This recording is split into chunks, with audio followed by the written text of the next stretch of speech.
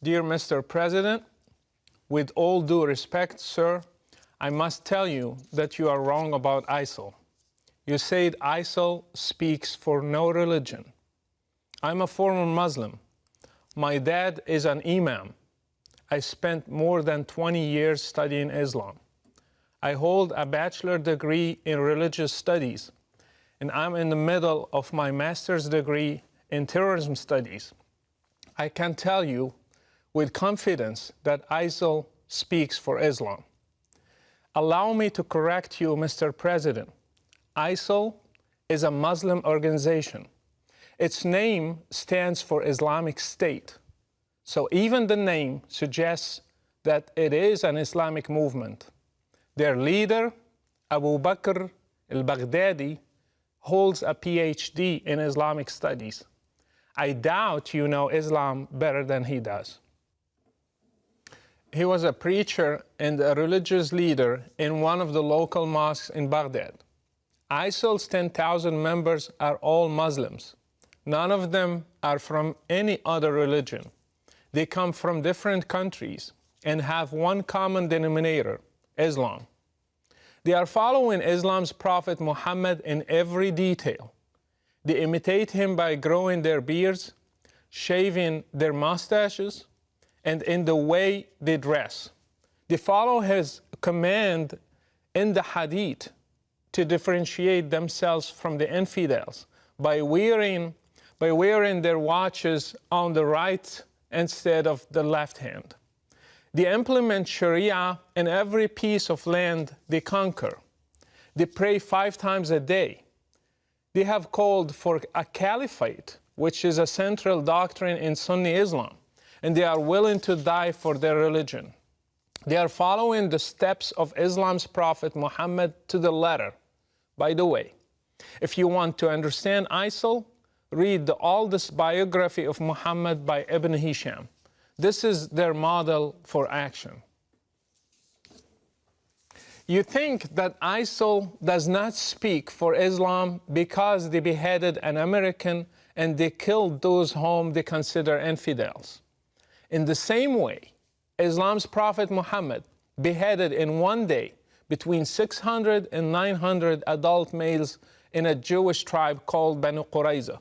In fact, beheading is commanded in the Quran in Surah 47, the 4th verse. It says, when you meet the unbelievers in fight, smite at their necks. Ironically, this surah is called the Surah of Muhammad.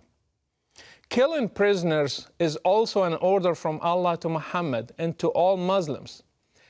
It says it is not for a prophet to have captives of war until he inflicts a massacre upon Allah's enemies in the land. Quran 8:67.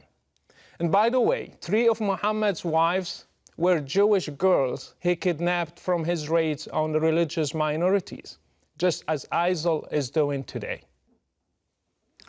Mr. President, I grew up in Morocco, supposedly a moderate country, yet I still learned at a young age to hate the enemies of Allah, especially Jews and Christians.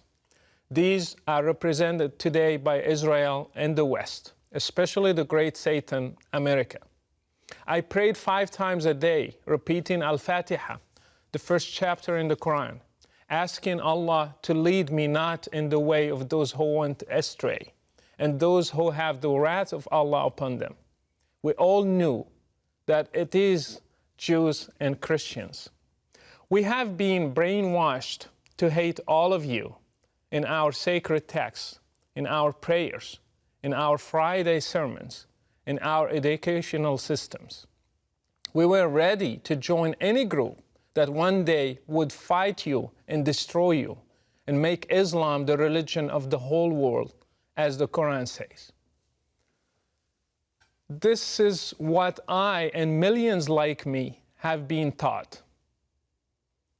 Mr. President, this is an irrevocable fact.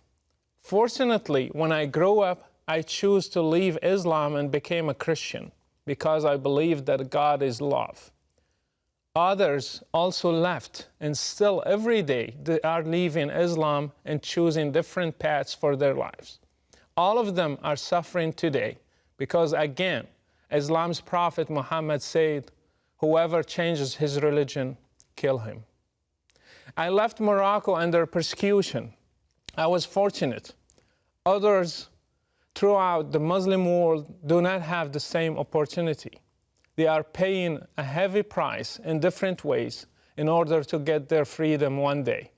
I ask you, Mr. President, to stop being politically correct, to call things by their names. ISIL, Al-Qaeda, Boko Haram, Al-Shabaab in Somalia, the Taliban, and their sister brand names are all made in Islam. Unless the Muslim world deals with Islam and separates religion from state, we will never end this cycle. Until you deal with the root of the problem, you will be just dealing with the symptoms. ISIL is just one symptom. If it disappears, other ISILs will be born under different names. You might ask, then why does ISIL kill other Muslims? The answer is that they consider them infidels, not Muslims. Do you know that all 4 schools in Islam agree that if a Muslim stops praying, he should be asked to repent, and if he does not, he should be killed? Do you know that Muhammad tried to burn his own companions when they stopped coming to prayers? So anything that qualifies a Muslim to be an infidel can be a reason for killing him, even neglecting to pray. If Islam is not the problem, then why is it that there are millions of Christians in the Middle East, and yet none of them has ever blown up himself to become a martyr? Even though they live under the same economic and political circumstances, and even worse. Why have many Muslims in the West also joined ISIL if Islam is not the reason? Why have even new converts to Islam become terrorists?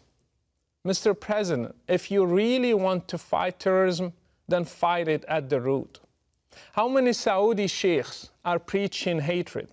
How many Islamic channels are indoctrinating people and teaching them violence from the Quran and the Hadith? How many Friday sermons are made against the West, freedom and democracy? How many Islamic schools are producing generations of teachers and students who believe in jihad and martyrdom and fighting the infidels? And finally, how many websites are funded by governments, your allies, that have sheikhs who issue fatwas against basic human rights? If you want to fight terrorism, start from there. By the way, I do not give my full name because Islam is a religion of peace. I'm known around the whole world as Brother Rashid, and I implore you to take a stand for international human rights and the future of democracy and speak the truth about the real threat that is facing all of us. Best regards, Brother Rashid.